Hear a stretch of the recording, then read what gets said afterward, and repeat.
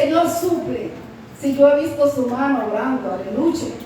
Gloria a Dios, porque es muy bueno decir, mi hermano, Dios te bendiga, pero cuando tenemos la situación fuerte, que estamos pasando por dificultades, ahí es que se prueba el verdadero cristiano. Gloria a Dios.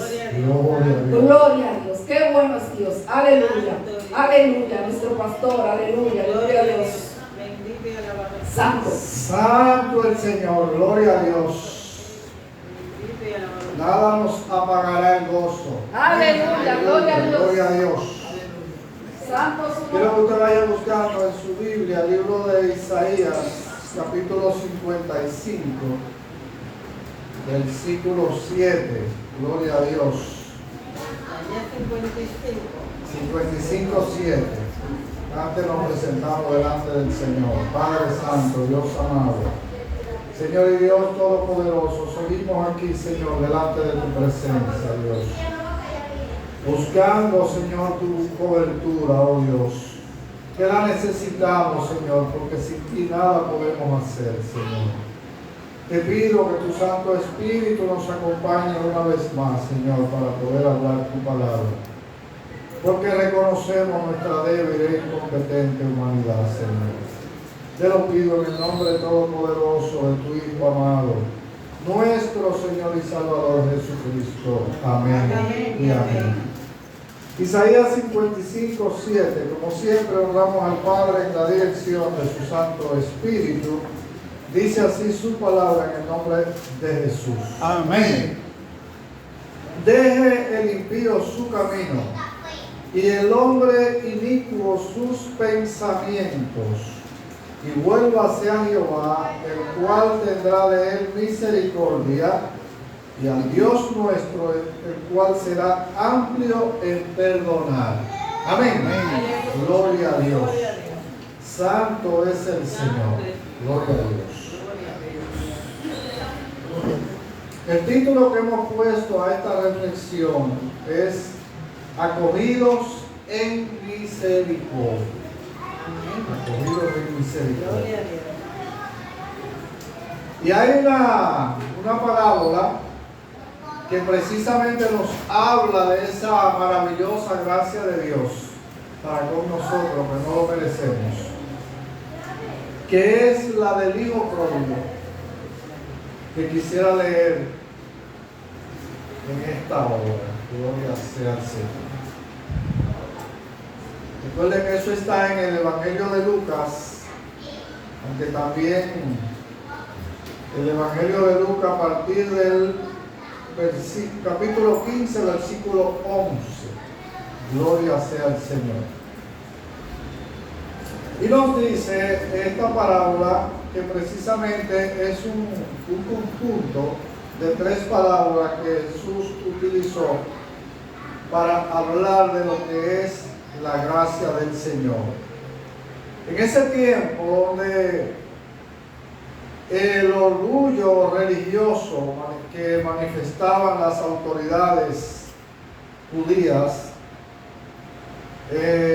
principalmente los fariseos y los escribas, entonces Jesús le hace referencia de esta enseñanza en la parábola de la oveja perdida, la moneda perdida y la del hijo pródigo, que es la que vamos a leer ahora. Dice, también dijo, un hombre tenía dos hijos, y el menor de ellos dijo a su padre, Padre, dame la parte de los bienes que me corresponde. Y él le repartió los bienes. No muchos días después, juntándolo todo, el hijo menor se fue lejos a una provincia apartada, y allí desperdició sus bienes viviendo perdidamente. Y cuando todo lo hubo malgastado, vino una gran hambre en aquella provincia y comenzó a faltarle. Y fue y se arrimó. Me llamó la atención esa palabra porque no fue que se empleó. fue que se arrimó a uno de los ciudadanos de aquella tierra, el cual le envió a su hacienda para que apacentase cerdos. Y deseaba llenar su vientre de las algarrobas que comían los cerdos, pero nadie le daba. Y volviendo en sí, dijo: ¿cuántos jornaleros en la casa de mi padre tienen abundancia de pan, y yo aquí perezco de hambre?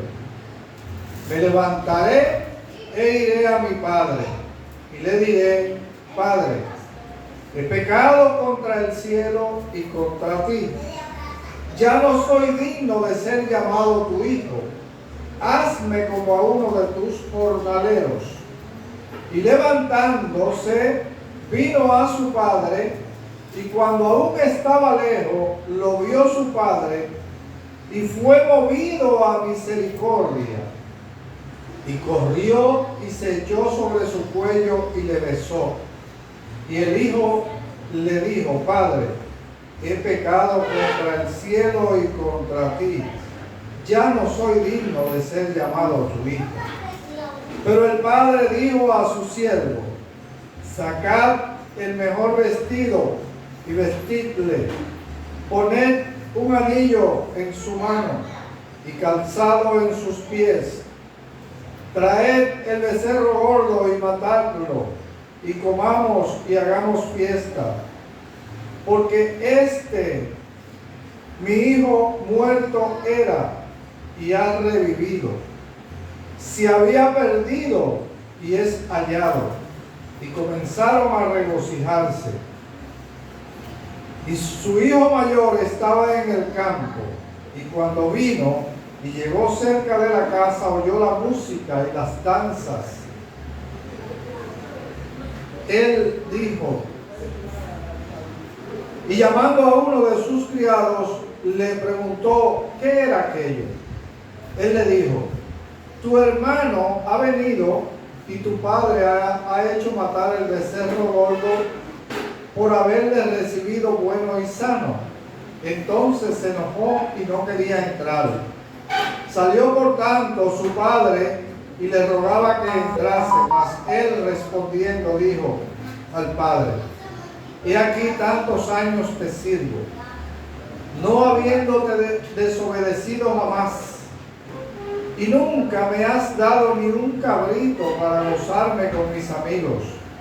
Pero cuando vino tu hijo, que ha consumido tus bienes con rameras, has hecho matar para él el becerro gordo. Él entonces le dijo: hijo, tú siempre estás conmigo, y todas mis cosas son tuyas. Mas era necesario hacer fiesta y regocijarnos, porque tu hermano era muerto y ha revivido. Se había perdido y es hallado. Gloria a Dios. Aleluya, gloria a Dios. Fíjense, es bueno que nosotros meditemos según la palabra. ¿Cuál era la condición en que se colocó el hijo menor en el momento que él le pidió a su padre que le repartiera los bienes? Porque él estaba considerando que su padre se había muerto. Resulta que los bienes se daban, era la herencia, tú la obtienes cuando ya muere la persona. Pero él reclamó lo de él y se convirtió en un contumaz y en un rebelde. Si nosotros nos vamos a lo que establecía la ley. Vaya conmigo a Deuteronomio, capítulo 21, para que veamos esto, sobre en qué condición se había colocado este muchacho y qué le podía haber pasado a él. Si nos vamos Deuteronomio 21, a partir del versículo 18, leemos lo siguiente. Dice, si alguno tuviere un hijo contumaz y rebelde, ¿en qué fue lo que se convirtió este muchacho? En un contumaz y rebelde. Dice, si alguno tuviere un hijo contumaz y rebelde, que no obedeciere a la voz de su padre ni a la voz de su madre, y habiéndole castigado no le obedeciere, entonces lo tomarán su padre y su madre y lo sacarán ante los ancianos de su ciudad y a la puerta del lugar donde viva. Y dirán a los ancianos de la ciudad, nuestro hijo es contumaz y rebelde, no obedece a nuestra voz, es glotón y borracho. Entonces todos los hombres de su ciudad lo apedrearán y morirá. Así quitarás el mal en medio de ti y todo Israel oirá y temerá. Fíjese, si el padre, en el momento que él le pide los bienes, se acoge a lo que establecía esta ley, que era lo que le tocaba a ese muchacho. Sin embargo, el padre en su amor y en su condescendencia con él, lo que hizo fue que le repartió los bienes. Ahora entonces, ¿qué decidió este muchacho hacer con esos bienes?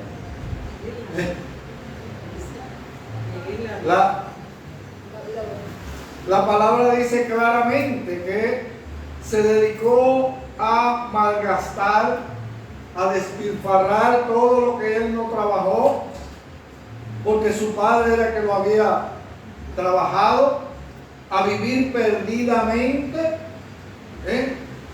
Y en términos espirituales sabemos lo que dice Efesios 2:1, que estábamos muertos en nuestros delitos y pecados. En eso estaba este muchacho muerto, en sus delitos y pecados.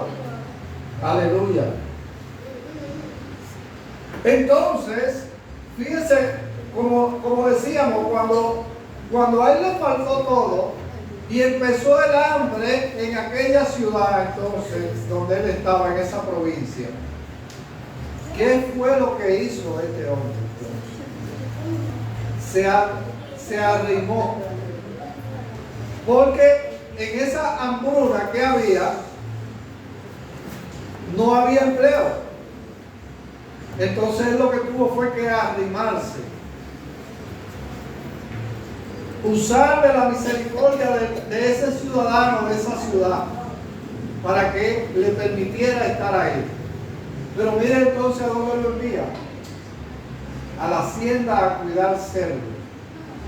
Nosotros sabemos por la palabra que en la ley el cerdo está establecido como un animal inmundo. A pesar de que nosotros hemos querido santificarlo, hemos querido entrarlo en la gracia, pero Dios dice que es inmundo. Y por tanto su pueblo de Israel no podía ni criarlo ni consumirlo. Y sin embargo, este israelita está en una provincia donde lo mandan a cuidar los cerdos. Pero fíjese cuán crítica era la situación de él. Que el alimento que le daban a los cerdos, él deseaba comerlo. Pero nadie le decía que coma. Y se estaba consumiendo, pasando hambre. Hasta que el Señor le hace entender y dice la palabra que él volvió en sí. Y dice, pero ven acá, ¿qué me está pasando a mí? Pero allá en la casa de mi padre, los jornaleros están viviendo como viven los hijos de este aquí. Y yo aquí muriéndome de hambre.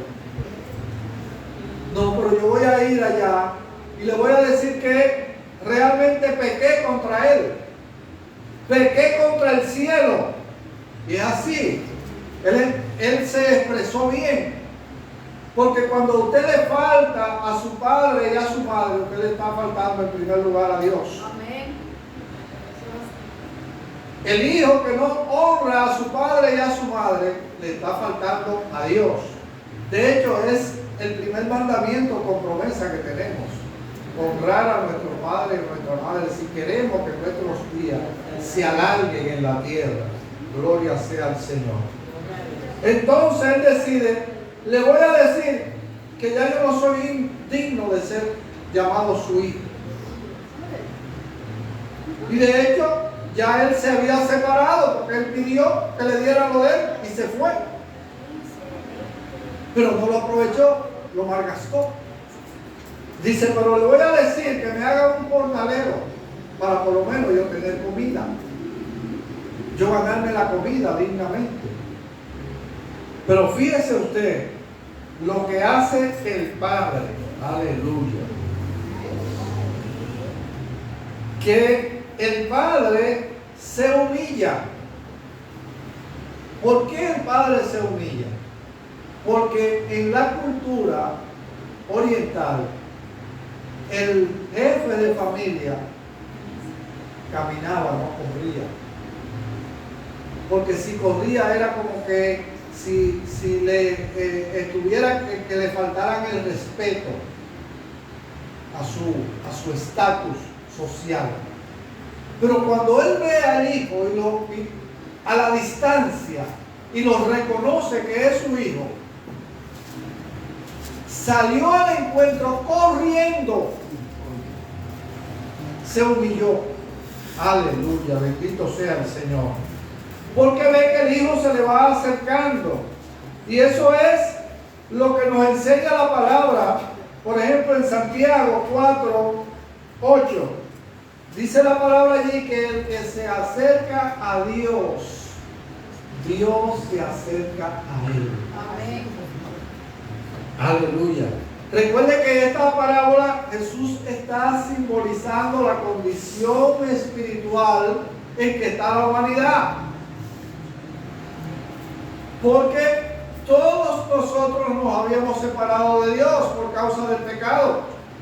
Es lo que dice la palabra, por cuanto todos pecaron, están destituidos de la gloria de Dios.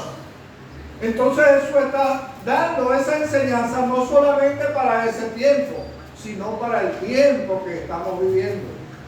Porque hoy más que nunca la arrogancia y la jactancia en el ser humano se ha expandido, se ha multiplicado. Aleluya. Y es bueno que reconozcamos entonces lo que Jesús quiere enseñarnos aquí.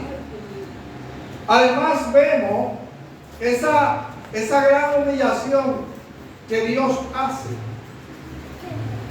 Nuestro Padre Celestial, siendo Dios, desciende a este mundo en la persona de su Hijo, humillándose, haciéndose un siervo, un ser humano como usted y como yo. Y en esa condición se hace obediente hasta la muerte y muerte de cruz. Es lo que nos dice la palabra en Filipenses 2, desde del versículo 5 al 8, gloria sea al Eterno. Pero todo eso no es más que la manifestación del amor de Dios a favor nuestro. Gloria sea al Señor. Porque ya el Señor mismo lo había profetizado en Isaías 35:4, cuando dice que Dios mismo vendría y nos salvaría. Y eso fue lo que hizo el Cristo Jesús. Aleluya. Con su sacrificio. Él muestra su misericordia por medio de su gracia al perdonar a todo aquel que merece ser juzgado, porque ese muchacho lo que merecía era ser juzgado. Ese muchacho nos está representando a nosotros ahí en esa enseñanza, en esa parábola. Recuerde que una parábola siempre se coge un hecho material para explicar una verdad espiritual. Porque era lo que nosotros necesitábamos, ese perdón, esa manifestación de la misericordia de Dios. Aleluya. que eso es lo que el Señor hace con nosotros. Y como decíamos, esta humillación que está representada en el padre de aquel joven, contrasta mucho con esa soberbia de la falsa religiosidad que entonces representaban los fariseos y los escribas, porque era una falsa religiosidad. Hay gente que se presenta como muy religioso, pero en el corazón ¿qué hay? Alabado sea nuestro Dios. Ahora también debemos nosotros analizar lo que es la actitud del hermano mayor. El hermano mayor que conforme a la ley nosotros sabemos que le tocaba en la herencia, le tocaba una doble porción. Así estaba establecido en la ley. Sin embargo, él, sorprendido y enojado por la fiesta que se está haciendo por la llegada de aquel perdido. Ahí, recuerde que, por ejemplo, en la parábola de la oveja perdida, Jesús nos habla que cuando Él encuentra esa oveja perdida, reúne a sus amigos y hace una fiesta. Y entonces Jesús ahí da una explicación. Y sale, así mismo ocurre en el reino de los cielos, que hay fiesta por cada pecador arrepentido, más que por los 99 que no necesitan arrepentimiento. Aleluya, bendito sea el Señor. Se da ese regocijo, es decir, cada vez que una persona toma esa decisión de apartarse del pecado, del separarse del camino de muerte que viene caminando, porque a eso es que conduce el pecado, a la muerte. Entonces, eso provoca una fiesta en los cielos. Cada vez que usted convence a alguien de que se arrepienta de su pecado, es lo que dice Santiago también 5:20, que nosotros recibimos esa bendición porque hemos logrado que alguien se aparte del pecado, el que haga volver al camino del Señor, aquel apartado. Gloria sea al Señor, aleluya. Entonces, fíjese usted que la respuesta que el padre le da al hijo, pero tú eres el primogénito, porque era el mayor, siempre ha estado aquí. Pero ¿qué ocurre? Hay mucha gente que está dentro de la casa de Dios y no conoce a Dios. ¿Usted ha meditado en eso? Está dentro de la casa de Dios, pero no conoce a Dios. Y por tanto no desconoce las bendiciones que le tocan. Es increíble eso. Yo he conocido testimonio de hijos de pastores, hijos de diáconos, que han decidido ir al mundo y que para construir un testimonio, a conocer, fueron criados bajo la dirección del Señor, tuvieron la bendición de tener un padre ministro, ya sea pastor, evangelista, diácono o diaconisa, o un profeta, guiados en la palabra de Dios. Entonces ellos entienden que no tienen testimonio porque ellos se han acostumbrado a oír los testimonios de lo que ha sido la vida disoluta que ha llevado a otra persona. Porque muchas veces no se orienta correctamente a cuál debe de ser la manera en que usted explique un testimonio de vida. Y mucha gente, dando su testimonio, utilizan el 95% del tiempo detallando lo que Satanás hizo con ellos. Y yo entiendo que a esa parte usted no debe dedicarle más de un 25%.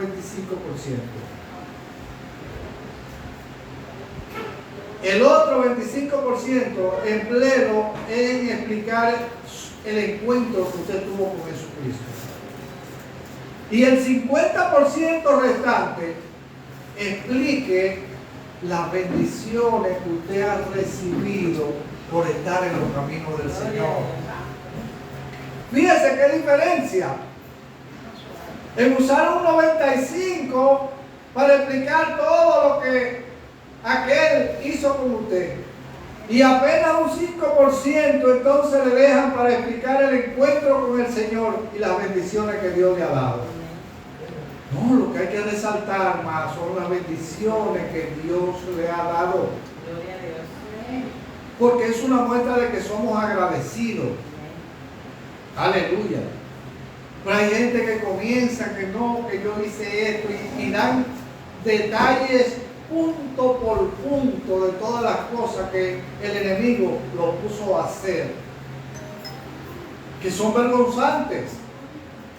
Hay cosas que no edifican al usted explicarlas. Incluso le puede crear que le tenga miedo a usted. Usted sabe que de hecho el ser humano no es muy perdonador.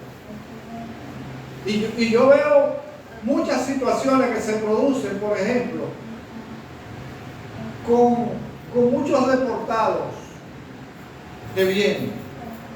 Gente que en la cárcel allá se hicieron de una profesión, conocieron al Señor en la cárcel, pero como hay una ley en ese país de que por el delito que cometió ya no puede seguir viviendo allá, lo mandan a su nación. Entonces cuando llega aquí, por el hecho de ser deportado, no le dan trabajo, no le tienen confianza, le dicen, no, yo en la cárcel yo me hice un ebanista fino, denme la oportunidad, pero no se la dan. Porque así piensa el ser humano. No actúa conforme a lo que es la misericordia de Dios. Y yo creo que cada persona merece una segunda oportunidad. Pero muchas veces no estamos dispuestos a darla. Aquí este Padre nos está mostrando a nosotros en esta enseñanza de Jesús que Él le está dando otra oportunidad a su Hijo, que desperdició todo, lo malgastó todo, viviendo perdidamente con rameras, quizá en juegos, en borracheras. Y sin embargo, su padre va corriendo, se humilla, se echa sobre su cuello y lo besa. Aleluya. Y es lo que el Señor hace con cada uno de nosotros.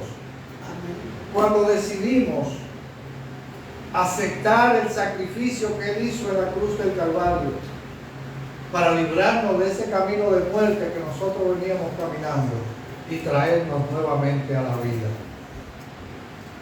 Que el Señor nos ayude a seguir aprovechando su misericordia, porque el tiempo se acaba. Muy pronto el Señor nos ha dicho claramente que cuando veamos las señales de lo que está ocurriendo hoy, en este tiempo, que sepamos que su venida está próxima. Fíjese lo que está ocurriendo en Estados Unidos la semana pasada, mientras en California estaban esos bosques ardiendo, miles de familias desplazadas, y sin embargo en Nueva York viene y se produce de manera puntual en Queens y en Brooklyn un vendaval, una inundación tremenda, donde tuvieron que suspender los servicios de transporte público, el tren y los autobuses, y los carros usted lo veía como las calles parecían ríos, llevándoselos dentro de una misma nación. ¿Y acaso eso no está profetizado de que veríamos este tipo de cosas? ¿Qué está pasando en Medio Oriente? ¿Qué está pasando en el África? Hambrunas por un lado, matanza por otro lado, nación contra nación, reino contra reino. Y todo esto el Señor lo ha hablado, que son señales de lo que es su venida. Ahora, ¿cómo estamos nosotros asimilando esto? ¿Cómo nos estamos comportando en nuestra relación con Dios? ¿En cuál podemos ser nosotros ubicados en esa enseñanza de esa parábola? ¿En cuál de los dos hijos? ¿O qué actitud tomaremos en relación a la actitud que tomó el Padre? Sería bueno que meditemos en eso. Porque mucha gente, en lugar de estar acercándose a Dios, lo que está es alejándose de Dios. En lugar de darle el tiempo a Dios, se lo da a otras cosas. Y si sobra, entonces yo voy a la casa de Dios. Ay, estoy muy cansado en el trabajo y llego a la casa y no tengo tiempo de orar. ¿Cuál es la actitud que nosotros tenemos? ¿Con cuál de los dos hijos nos vamos a identificar? ¿Qué vamos a hacer con las bendiciones que Dios pone en nuestras manos? ¿Vamos a glorificarlo con ella o vamos a darle rienda suelta a los placeres, a los deseos de los ojos, a la vanagloria de la vida? Y al final, ¿qué es lo que va a cosechar? Ahí tenemos el ejemplo del hijo menor. ¿Qué fue lo que cosechó? Porque eso es lo que trae, ese es el resultado final de pensar en los deseos de los ojos, los deseos de la carne y la vanagloria de la vida. Y que sepamos que la enseñanza espiritual es que no nos fijemos en la materialidad, sino que busquemos la salvación de nuestra alma. Porque ¿qué dará el hombre? Como dice Jesús, ¿qué dará el hombre por la salvación de su alma? ¿Puede comprar la salvación de su alma? No puede. Ese precio solo lo pagó Cristo Jesús con su propia vida. Nosotros lo recibimos gratuitamente si ponemos la fe en Él. Que la misericordia del Señor nos haga entender y entremos en sí como entró ese joven y pensemos, ¿qué es lo que estoy haciendo? Me volveré a la casa de mi Padre. No soy digno de ser tu hijo. Aleluya, hazme tu siervo. Pero el Señor en su misericordia, fíjense lo que hizo. Traigan el mejor vestido, póngale el anillo, símbolo de autoridad. Póngale calzado, porque los esclavos no usaban calzado, los esclavos estaban descalzos. Cuando nosotros venimos a Cristo, dejamos de ser esclavos del pecado para andar en la libertad que solo Cristo nos da. Amén. Que el Señor nos ayude, nos guarde, bendiga y proteja. Padre, gracias por tu amor, por tu misericordia, Señor. Oh Padre mío, ahora te pido, Señor, que tú manifiestes, oh Señor, tu misericordia y tu gracia con aquellos que no te conocen, Señor. Que puedan tomar una decisión como la tomó aquel joven, Señor. Que no esperen, Señor, estar en ese pozo cenagoso, Señor. Que no esperen, Señor, estar en ese lago de desesperación, Señor. Sino que puedan reconocer que solo a través de Cristo Jesús hay salvación. Y que hoy puedan abrir su corazón para que Él entre y reciba la salvación. Te lo pido, Señor, en el nombre de Jesús. Amén y amén. Amigo, amiga que has escuchado esta palabra, hoy el Señor quiere hacer esa transformación, iniciar esa transformación en tu vida. Pero para ello tú tienes que tomar la decisión. Aceptando a Jesucristo como tu único y suficiente Señor y Salvador. Escapar del camino de muerte a que lleva el pecado y recibir el regalo de la vida eterna. Si tú estás dispuesto o dispuesta, conforme a como está establecido en la palabra, de que todo aquel que confiese con su boca que Jesús es el Señor y crea en su corazón que Dios le levantó de los muertos, será salvo. Porque con el corazón se cree para justicia, mas con la boca se confiesa para salvación. ¿Estás dispuesto o dispuesta? ¿Me permite el privilegio de guiarte en una oración? Entonces te invito a repetir conmigo. Amado Dios, Padre Celestial, vengo delante de ti, confesando que he pecado, pero en esta hora me arrepiento de mi vida pasada, de haber vivido de espaldas a tu palabra, estatutos y mandamientos. Acepto el sacrificio que hizo por mí tu Hijo amado, mi Señor, mi Salvador Jesucristo en la cruz del Calvario, para el perdón de mis pecados y darme la vida eterna. Te pido, Señor, que escriba mi nombre en el libro de la vida y no lo borre jamás. Que tu Santo Espíritu me ayude a perseverar en este camino hasta que tú vengas o yo tenga que ir a ti. Porque en esta hora yo renuncio a todo pacto, todo compromiso espiritual contrario a ti que alguien haya hecho en mi nombre, con mi consentimiento o sin él, y proclamo que solo Cristo Jesús es el Rey de mi vida. Gracias, Señor. Amén. Si usted hizo esta oración, le invito a leer la Biblia diariamente. Orar al Padre en el nombre de Jesús. Asiste a una iglesia donde se predique y se viva la verdadera palabra de Dios. Si vives en Santo Domingo, zonas aledañas, te invitamos al altar del Mesías. Estamos ubicados en la calle Roto Cochilla, esquina San Martín, edificio Guaroa Medina, local 202, Don Bosco, Santo Domingo, Distrito Nacional. Aquí te estaremos esperando con los brazos abiertos.